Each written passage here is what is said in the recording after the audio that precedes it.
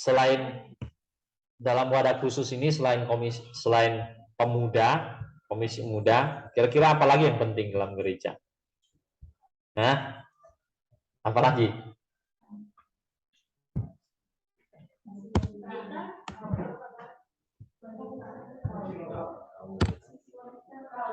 Ya, KW. Menurut saya kalau setelah komisi pemuda itu komisi wanita. Kadang-kadang di gereja tertentu malah komisi wanitanya tuh ada duluan dibanding komisi pemudanya. Ada juga gereja-gereja tertentu ya, komisi pemudanya ada duluan, baru belakangan hari ada KW. Ya.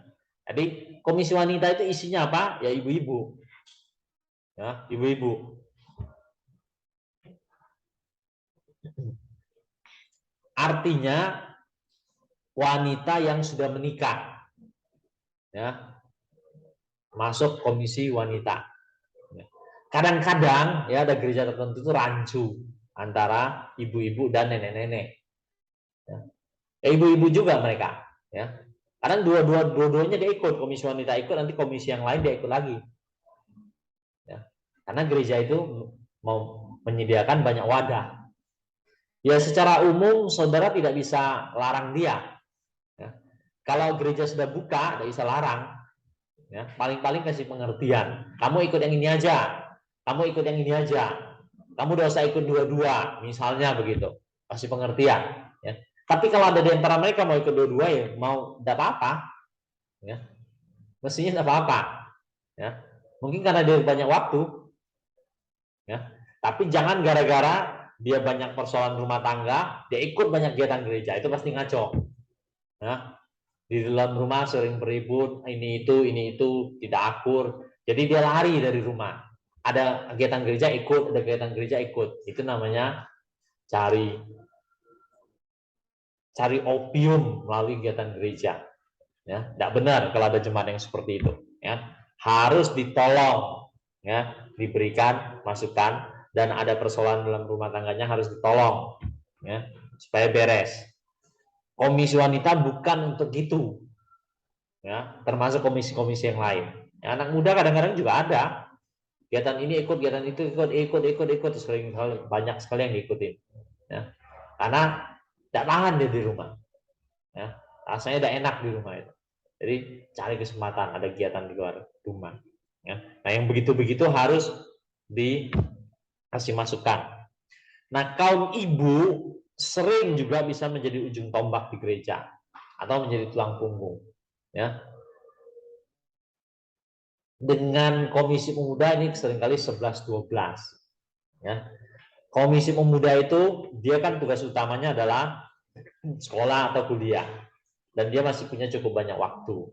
Sementara ibu-ibu yang mereka bisa jadi ujung tombak menjadi tulang punggung gereja, kemungkinan mereka hanya punya tanggung jawab yaitu urus rumah tangga, ya, tidak bekerja dia, ya, suaminya aja yang bekerja. Walaupun ada sebagian ibu-ibu yang bekerja juga, yang biasanya kalau yang begitu mereka akan jarang sekali ikut komisi wanita, ya. Kebanyakan adalah ibu-ibu yang tidak bekerja, hanya tugasnya urus rumah tangga, mereka bisa ikut komisi wanita.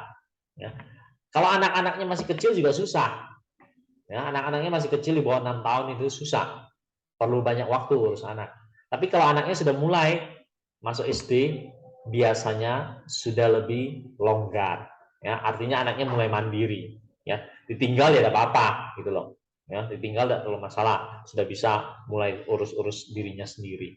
Ya. Nah, jadi dia lebih punya waktu, dia bisa ikut komisi wanita. Ya. Tapi kadang-kadang komisi wanita juga kita kasih keterangan di sini sebaliknya bisa menimbulkan problem. Nah, terlalu banyak waktu tidak tahu apa yang mau dikerjakan. Ya. Buat satu kelompok komisi wanita di sana isinya ngerumpi, gosip, makin digosok makin sip. Ya. Gosok terus makin sip. Ya, gitu jadinya. Ya, gosip. Makin digosok makin sip. Ya. Jadi kumpulan orang-orang gosip. Ya. Kurang kerjaan biasanya gitu. Ya. Banyak waktu kosong, kurang kerjaan, tak tahu apa yang mau diisi. Ya. Nah tentu kita tidak mau komisi wanita menjadi seperti itu. Ya, kita tidak mau menjadi seperti itu. Oleh karena itu di Komisi Wanita ya harus disusun juga program yang benar, ya. Seperti desain di Baktian Umum, desain di Komisi Pemuda, di Komisi Wanita pun harus didesain dengan topik-topik pembahasan yang menjawab persoalan ibu-ibu, ya. Menjawab persoalan juga di masyarakat. Ya, dibekali berikan pendidikan agama Kristen yang sesuai dengan kebutuhannya dalam Komisi Wanita. Jadi kalau saudara-saudara satu kali menjadi pembinanya, ya saudara harus berbagian di situ. Waktu saya kuliah udah 4 tahun, tahun kelima praktek, tahun kelima prakteknya satu pos PI. Ya, pos PI-nya masih baru, ya belum lama, paling 2-3 tahun gitu. Tapi lumayan banyak, ya. Hanya pakai satu rumah, ya, di perumahan itu belum gedung gereja. Perumahan itu paling muatnya baktiannya itu paling muatnya mungkin 100-an lah, ya 100 orang.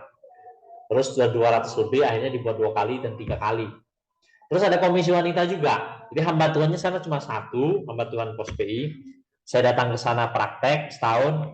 Terus saya dijadi salah satunya pembina komisi pemuda, juga merangkap pembina komisi wanita. Setiap minggu komisi wanita saya hadir. Ya. Syukur-syukur kalau pembicaranya adalah laki-laki. Saya ada teman. Kalau bicaranya hari itu juga perempuan, maka merana lah saya sendiri. Lakinya sendiri doang. Ya, itu. Jadi pembina komisi wanita, ya. Atau masuk kemudian mereka di luar persekutuan komisi wanita itu mereka buat lagi PA, mimpin juga PA ibu-ibu, ya. Ya tapi bersyukur terus 1 tahun dijalanin selesai juga dan baik-baik saja gitu. Dan mereka melihat ya saya sebagai pembina komisi wanita ya berjalan dengan baik. Nah, itu tanggapannya, udah setahun udah selesai gitu.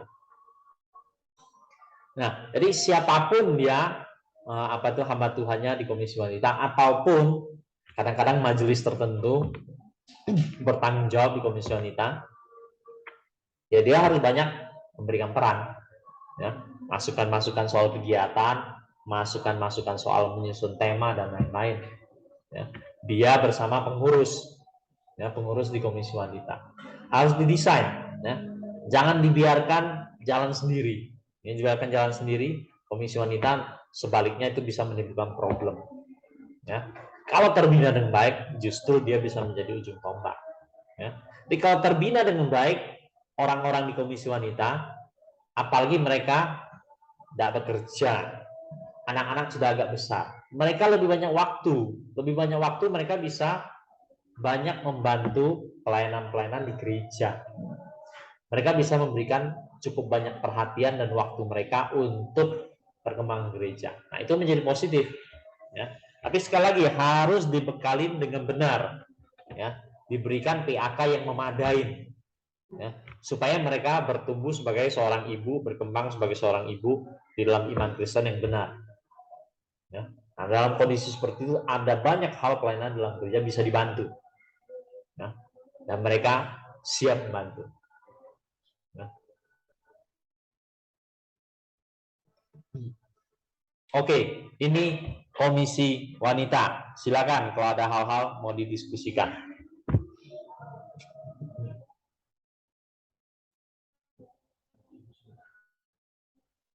KW, gitu. PKW, ada gereja-gereja pakai istilah gitu kan. Persekutuan wanita, persekutuan komisi wanita, ada juga gereja kasih nama misalnya Komisi Lydia, ya. Persekutuan Lydia gitu, ada gitu, ya, untuk memberikan nama tertentu, ya, pada komisi wanita.